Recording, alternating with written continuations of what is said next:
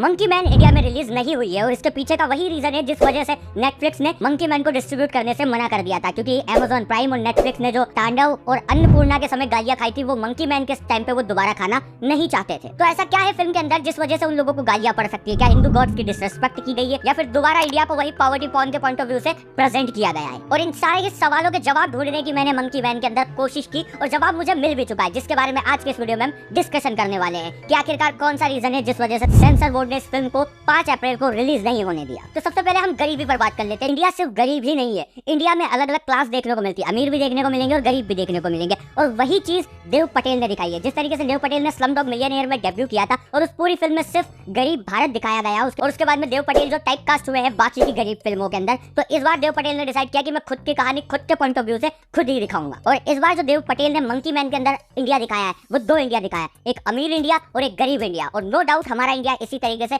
बटा हुआ है और इसीलिए मैं इस फिल्म को स्लमडॉग मिलियनेयर की गरीबी से कंपेयर नहीं कर सकता। Second point, Hindu God. Film की शुरुआत में ही Dev Patel as a kid उनकी माँ उन्हें एक स्टोरी सुनाती है जो हनुमान जी की रहती है कि वो सूरज को खाने की कोशिश करते हैं और फिर बाकी के देवता उनसे उनकी शक्तियों को ले लेते हैं कुछ समय के लिए। एंड फिल्म के फर्स्ट हाफ में यही कहानी देखने को मिलती है जहां पे Dev Patel losing his own power and second half में वो अपनी एबिलिटीज को दोबारा गेन करते हुए नजर आता है और एक बड़ा सा कमबैक करता है जो हनुमान जी को रिप्रेजेंट कर रहे हो। तो साथ ही साथ मूवी के मिडिल में शिव जी की मूर्ति दिखाई जाती है और उसी मूर्ति के अंदर में देव पटेल अपनी एबिलिटी को गेन करता है। एंड ऑनेस्टली मैं आपको कहना चाहूंगा कि ये एक ब्रिलियंट फिल्म है जो बहुत ही ब्रिलियंसी के साथ में हिंदू गॉड को हॉलीवुड में रिप्रेजेंट कर रही है। तो आप ये 2 थॉट, गरीब इंडिया और डिसरिस्पेक्ट हिंदू गॉड, ये दोनों ही थॉट अपने दिमाग से निकाल दो। तो आखिरकार सेंसर बोर्ड ने इस फिल्म को क्यों रोका? क्यों सेंसर बोर्ड चाहता है कि इस फिल्म में कुछ कट लगाया जाए और जो मेन विलन की आइडियोलॉजी है उसके सीन को ही पूरा का पूरा कट कर दिया जाए? आओ इसी बात पर हम थोड़ा सा डिस्कशन करते हैं। तो पूरी फिल्म में भर भर के गालियां दी गई है। एक पॉइंट ऑफ व्यू पे अनुराग कश्यप भी इस फिल्म के आगे मासूम लगता है। लाइक इस फिल्म में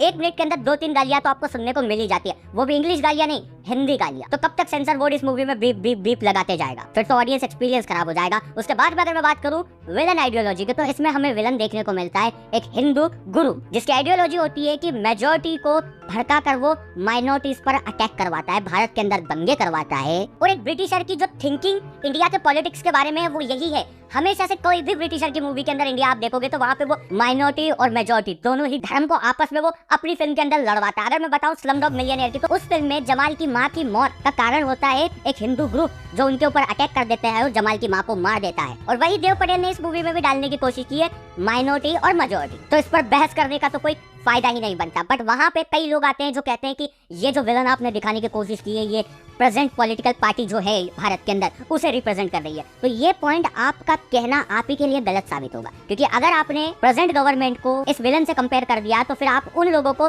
सही प्रूव कर दोगे। और इसी वजह से मैं अपना पॉलिटिकली कोई ओपिनियन नहीं दूंगा, वरना 5 साल बाद मैं खुद ही बेवकूफ नजर आऊंगा इस स्टेटमेंट के लिए। वरना अगर ये फिल्म हिंदू गॉड और पुअर इंडिया दिखाती तो मेरा ओपिनियन जरूर आपके सामने होता। तो अब कुछ भाई लोग कहेंगे कि इसमें हिंदू को विलन दिखाया है, तो उनसे कह दूं कि इसमें हिंदू को ही हीरो दिखाया। एंड रही बात सेंसर बोर्ड की, तो मुझे भी नहीं पता कि वो कौन सा माल फूक कर मूवी को अप्रूव और रिजेक्ट करता है, क्योंकि इतने बड़े लोग ऑलरेडी सेंसर बोर्ड से लड़ाई कर चुके, तो हम तो बहुत छोटे लोग हैं।